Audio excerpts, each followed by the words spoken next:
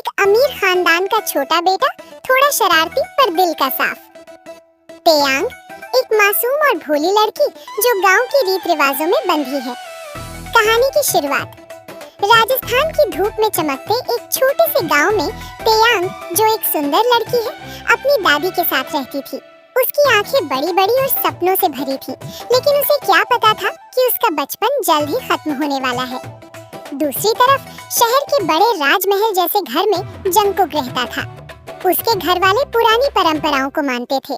एक दिन जंगकुक के दादाजी ने फैसला किया कि दोनों परिवारों की दोस्ती को रिश्तेदारी में बदला जाए।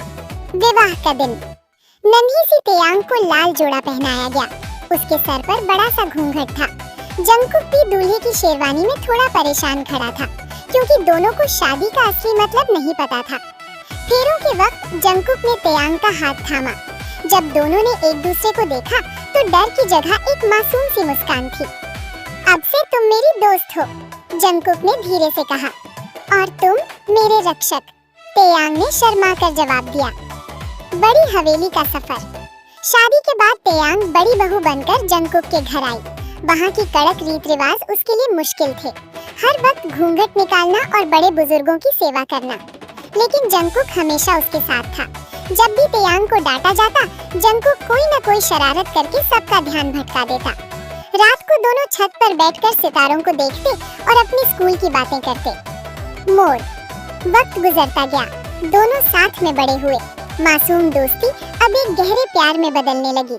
तेयांग ने घर की मर्यादा सीखी और जंगकुक ने तेयांग की आजादी के लिए लड़ना सीखा।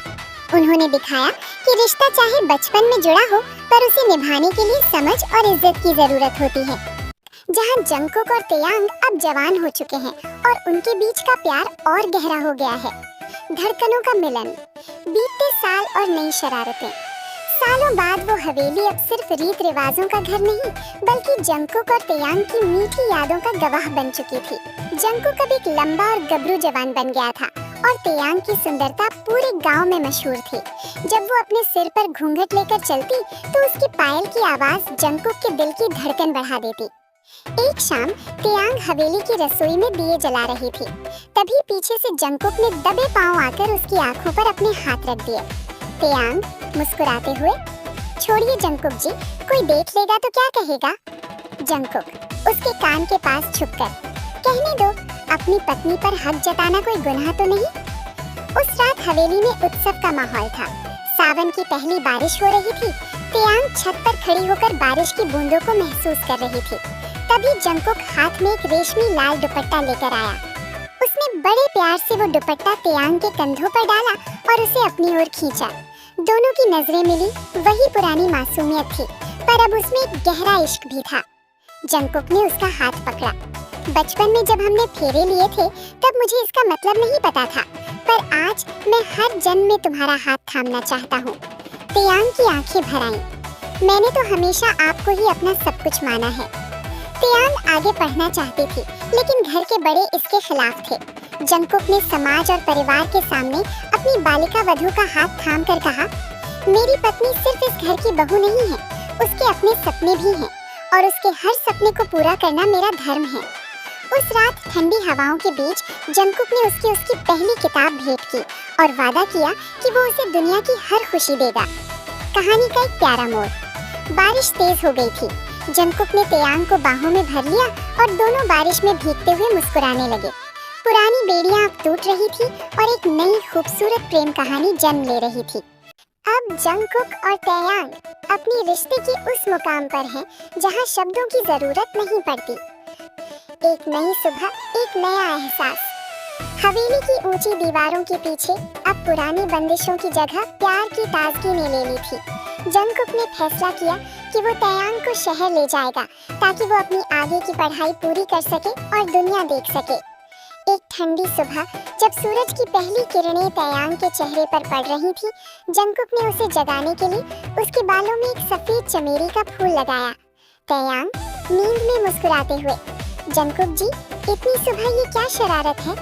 जंगकुक धीमी आवाज में, ये शरारत नहीं, मेरी दुनिया की सबसे खूबसूरत शहजादी के लिए एक छोटा सा तोहफा है। आज हम शहर जा रहे हैं, तुम्हारे सपनों की ओर। शहर पहुंचने के बाद जंगकुक ने तयांग के लिए एक सरप्राइज प्लान किया था। उसने एक छोटी सी नाव झील के किनारे सजाई थी। रात का वक्त था, आसमान तारों से भरा था और पानी में चांद का अक्स डगमगा रहा था। तयांग ने सुंदर लाल रंग की साड़ी पहनी थी और माथे पर एक छोटी सी बिंदी। जंगकुक उसे देखकर अपनी सुध-बुध खो बैठा। जंगकुक का इजहार। उसने नाव के बीच में तयांग का हाथ अपने हाथ में लिया। लोग कहते हैं हमारी शादी बचपन का एक समझौता थी, पर मेरे लिए तुम खुदा का दिया हुआ सबसे कीमती तोहफा हो। मैं तुम्हें सिर्फ अपनी पत्नी नहीं, अपनी रूह बनाना चाहता हूँ। तयांग का जवाब। तयांग की आंखों में आंसू थे, पर खुशी वाले। उसने अपना सिर जंगकुक के कंधे पर रख दिया। मेरी हर धड़कन पर आपका नाम लिखा है। गांव की गलियों से लेकर इस बड़े शहर तक मेरा सफर सिर्फ आपके साथ ही मुकम्मल है। वो नजदीकियाँ। हवा ठंडी थी और जंगकुक ने अपना कोट निकालकर तयांग के कंधों पर डाल दिया।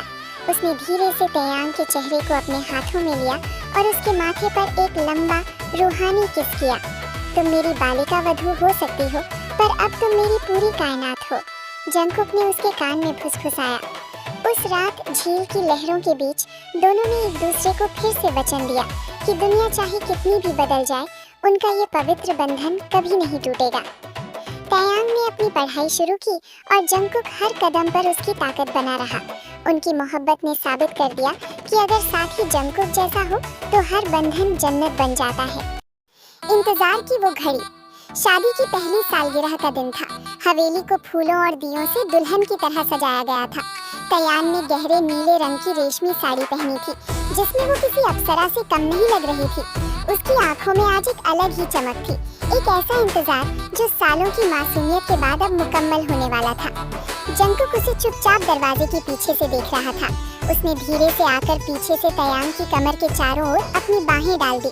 तयांग सहर उठी, उसकी सांसें तेज हो गई।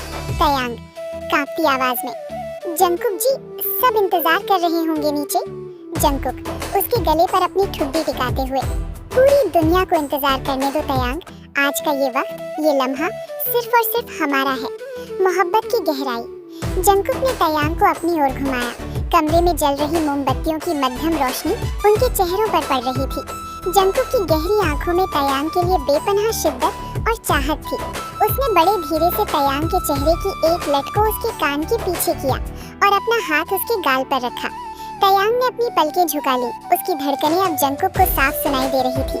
जंगकुक थोड़ा और नजदीक झुका, यहाँ तक कि उनकी सांसें एक दूसरे से टकराने लगी। जंगकुक, बचपन से अब तक मैंने सिर्फ तुम्हें चाहा है। तुम मेरी रूह का हिस्सा बन चुकी हो। वो लंबा और रूहानी लम्हा, द लॉन्ग किस। जंगकुक ने बहुत ही कोमलता से तयांग की ठुड्डी को ऊपर उठाया। दोनों की नजरें मिली और उसे एक पल में जैसे पूरी कायनात ठहर गई।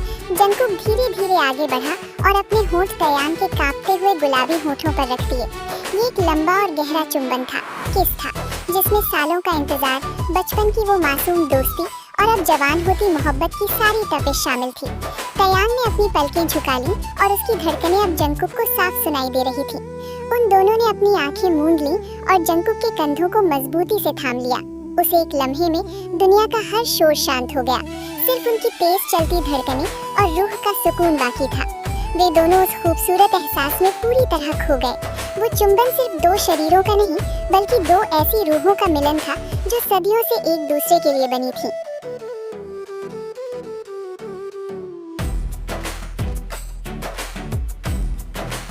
जब वे अलग हुए तो दोनों के चेहरों पर एक सुकून भरी मुस्कान थी।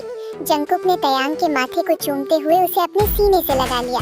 बाहर चांदनी रात अपनी पूरी चमक पर थी और हवेली के उस कमरे में एक बालिका वधू अब अपनी जिंदगी के सबसे खूबसूरत सफर की शुरुआत कर चुकी थी। समाप्त।